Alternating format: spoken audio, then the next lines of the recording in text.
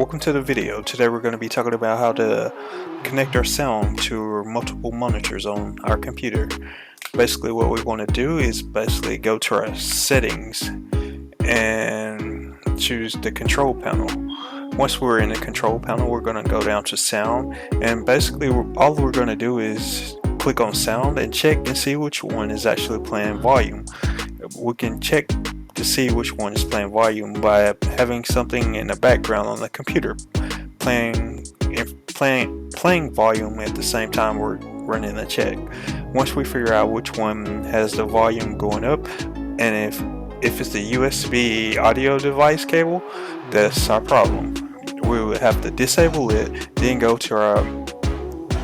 it will automatically go to back to our sound settings which we had before, and then we should be able to hear audio again through our computers with multiple monitors connected.